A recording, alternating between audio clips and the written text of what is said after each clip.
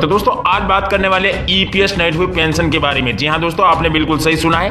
अगर दोस्तों आप भी हमारे चैनल पर पहली बार विजिट कर रहे हो तो चैनल को लाल बटन दबा के सब्सक्राइब जरूर करें, साथ में लगा छोटा सा बेल आइकन बटन उसे जरूर दबाएं। दोस्तों इससे क्या होगा, जो भी आने वाली छोटी या बड़ी अपडेट आपको बिना किसी रुकावट से मिलती रहेगी। दोस्तों अपडेट लगेगी है ईपीएस नाइट हुई पेंशन 7,500 बढ़ोतरी, महंगाई भत्ता, चिकित्सा सुविधा, उच्चतम पेंशन भुगतान पर श्रम मंत्रालय से आया जवाब।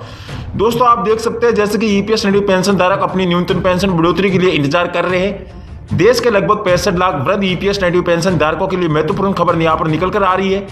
सभी ईपीएस नाइट पेंशन धारकों को अवगत है कि पिछले दिनों मथुरा शासन माननीय श्रीमती हेमा मालिनी जी के द्वारा एक परिपत्र ईपीएस नाइट पेंशन धारकों की न्यूनतम पेंशन वृद्धि समेत राष्ट्रीय संघर्ष समिति के द्वारा किए जा रही 4 सूत्रीय मांगों का जिक्र करते हुए माननीय श्रम मंत्री व प्रधानमंत्री जी के नाम पत्र लिखा गया था, जिसके जवाब में श्रम मंत्रालय की ओर से एक परिपत्र लिखकर 28 अक्टूबर को जवाब दिया गया है।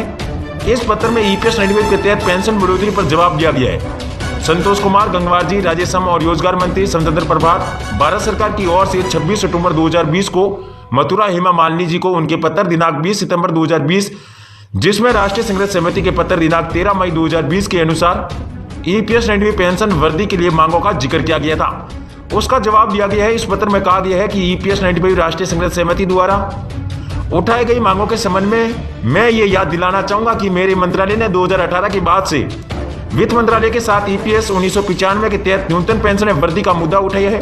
9 सितंबर 2020 को सचिव श्रम मंत्री रोजगार मंत्रालय द्वारा वित्त मंत्रालय को एक प्रस्ताव भेजा गया है।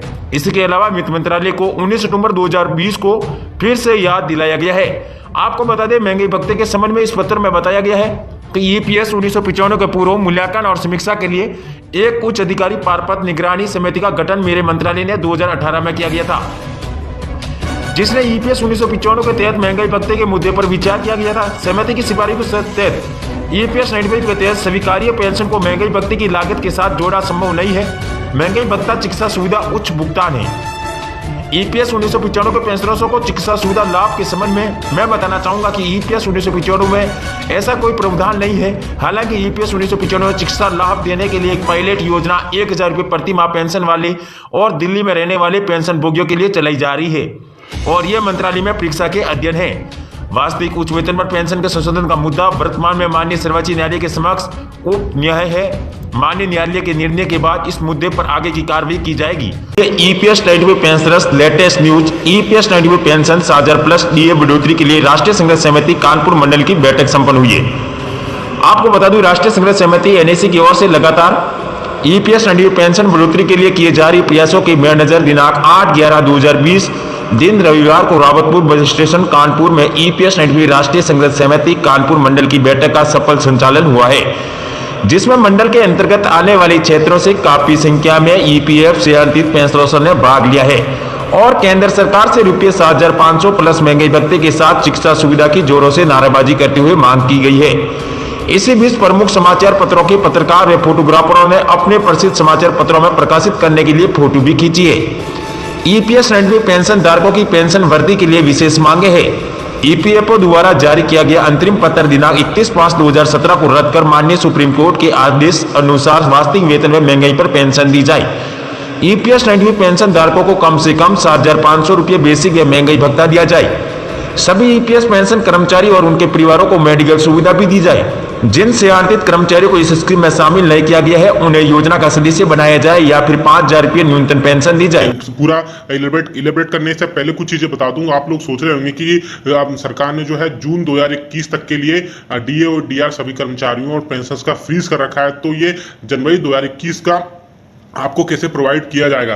तो मैं बता दूंगा आपको, जैसे कि पता है कि आपको कि अगर ये फ्रीज ना हुआ तो हुआ होता तो आपको जुलाई 2020 में 24% डीए और डीआर सरकार प्रोवाइड करा रही होती, जिसकी जो कि all India consumer price index के डेटा जो हर महीने की लास्ट वर्किंग डे को जारी किया जाता है वो आज भी जारी किया गया। उसी के बेसिस पे आपको जो है आपके डीए और डीआर तैयार किया जाता है। तो आगे उसमें ऐड होगा जो भी आपको जून 2021 में आपको सरकार डीए और डीआर प्रोवाइड कराएगी, उसमें हर महीने के डीए और डीआर जो होगा वो ऐड होगा। चलिए आपको लेके चलते हैं उस ऑफिशियल नोटिफिकेशन पर आप देख सकते हैं ministry of labour and employment की तरफ से जारी किया गया नोटिफिकेशन है जो कि consumer price index for industrial worker जिसे CPI-IW भी बोलते हैं, जुलाई 2020 की जो लेबर रिपोर्ट है वो जारी कर दी गई है। देख सकते हैं आप आज की ये रिपोर्ट है जिसमें हमें पूरा नोटिफिकेशन में हमें जो मतलब होता है वो पॉइंट इस पैराग्राफ में यानी जो डेटा होता है उसी से आप देख सकते हैं। इसमें the all India CPI-IW for July 2020 increased by 4 point and stood at 336 on 1 month percentage change. It increased by plus 1.020% between June and July 2020 compared to plus 0.95% increase between corresponding month of the year. यानी कि पिछले month से जो all India consumer price index का data आया था उसमें 4 अंकों की भारी बढ़ोतरी हुई है। तो ये 4 अंकों से आपका DAR में बहुत ज्यादा बढ़ोतरी होने वाली है। बाकी आप इस नोटिफिकेशन में देख लीजिए कि बाकी जो खाद्य पदार्थ यानी फूड स्टफ है उनके बेसिस पर ये जो all India consumer price index तैयार किया जाता है वो ये है। बाकी इनमें जो है बढ़ोतरी और कमी की गई है उसके हिसाब से बाकी ये सिटीज हैं इनके बेसिस पर भी all India consumer price index का डेटा तैयार किया जाता है, जिसमें आप देख सकते हैं किसी शहर में जो है किसी 5 पॉइंट की 2 पॉइंट की अलग अलग पॉइंट की कमी और जो है बढ़ोतरी की गई। तो उसी के बेसिस पर आपका जो DAR तैयार किया हमें मतलब होता है इस डेटा से, जो कि डेटा है आप देख सकते हैं 336 यानी कि 336 ये अंक हम जो है DA कैलकुलेटर में रख के आपको बता पाएंगे कि जनवरी 2021 में कितना आपको DAR सरकार प्रोवाइड कराएगी। तो चलिए आपको लेके चलते हैं उस DAR पर। आप देख सकते हैं हम एक्सपेक्टेड DAR बता रहे हैं जनवरी 2021 के लिए। तो आप सभी को पता है कि जुलाई में जो है आपका जुलाई के लिए आपको लास्ट मंथ की जो लेबर रिपोर्ट आई थी वो जून 2020 की थी। इस मंथ की जो रिपोर्ट आई है वो जुलाई 2020 की है। तो 332 अंक के साथ में आपको 24.93 DAR सरकार प्रोवाइड करा रही थी। अगर आपका ये DAR फ्रीज नहीं हुआ होता तो 24% के साथ आपको जो है DAR आपको सरकार प्रोवाइड करती। अब आपको पता है कि इस मंथ की जो लेबर रिपोर्ट आई है वो जुलाई 2020 की है। तो 4 अंक की बड़ी बढ़ोतरी के साथ में आपको इस मंथ का जो DAR है वो 25.47 है। ऐसे ही हम एक्सपेक्टेड मान के चलते हैं 2-3 पॉइंट हर मंथ में बढ़ा के चलते हैं तो हम आपको एक्सपेक्टेड बता पाएंगे कि आपको जो है जनवरी 2021 में कितने % DAR सरकार प्रोवाइड कराएगी। अगर हम मान लेते हैं कि अगस्त में 2 अंक बढ़ता है तो आपका DA होता है 26.04।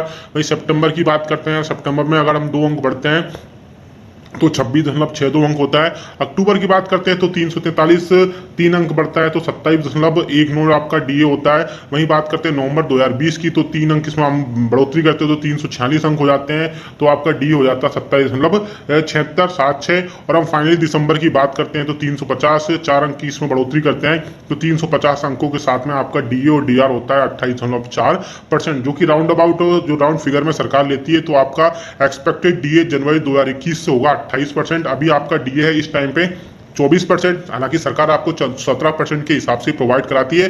तो आपका जो DAR होगा जनवरी 2021 से 28% होगा। और बहुत सारे लोग कमेंट्स में पूछते हैं कि जब सरकार इसको अनफ्रीज कर देगी यानी जून 2021 के बाद आपको कितने % DAR प्रोवाइड कराई, तो मैं आपको बता दूंगा आपको 32 से 33% DAR सरकार प्रोवाइड कराएगी, क्योंकि जनवरी 2021 के बाद में जुलाई 2021 तक के बीच में कम से कम 4% की अंकों की वृद्धि तो होगी। तो आप ये समझ लीजिए कि 32 से 33% आपको DAR सरकार प्रोवाइड कराएगी। तो 17 से अगर 32 पहुंचता है तो 15 से 17 अंक की काफी बढ़ोतरी होगी, जिसमें कर्मचारियों के लिए काफी सैलरी जो हो जाएगी। अगर 17 अंक भी बढ़ते हैं तो काफी अंक होते हैं, जिससे कर्मचारियों की सैलरी मिनिमम 5,000 से लेके आप ये समझिए कि 12 से 15,000 तक की सैलरी कर्मचारियों के लिए बढ़ोतरी होगी। EPS 90 पेंशन 7,000 प्लस DA बढ़ोतरी के लिए राष्ट्रीय संघर्ष समिति कानपुर मंडल की बैठक संपन्न हुई है। आपको बता दें दोस्तों, राष्ट्रीय संघर्ष समिति NSC की ओर से लगातार EPS 90 पेंशन बढ़ोतरी के लिए किए जा रहे प्रयासों के मैनेजर दिनांक 8/11/2020 दिन रविवार को रावतपुर बस स्टेशन कानपुर में EPS 90 राष्ट्रीय संघर्ष समिति कानपुर मंडल की बैठक का सफल संचालन हुआ है, जिसमें मंडल के अंतर्गत आने वाली क्षेत्रों से काफी संख्या में EPF CRT पेंशनर्स ने भाग लिया है और केंद्र सरकार से रुपये 7,500 प्लस महंगाई भत्ते के साथ चिकित्सा सुविधा की जोरों से नाराबाजी करते हुए मांग की गई है।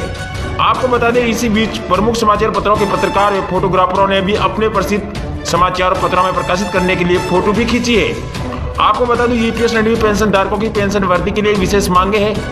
EPF द्वारा जारी किया गया अंतरिम पत्र दिनांक 31/5/2017 को रद्द कर माननीय सुप्रीम कोर्ट के अनुसार वास्तविक वेतन में महंगाई पर पेंशन दी जाए। EPS 90 पेंशन धारकों को कम से कम 7,500 रुपये बेसिक व महंगाई भत्ता दिया जाए। सभी EPS 90 पेंशन कर्मचारी उनके परिवार को फ्री मेडिकल सुविधा दी जाए।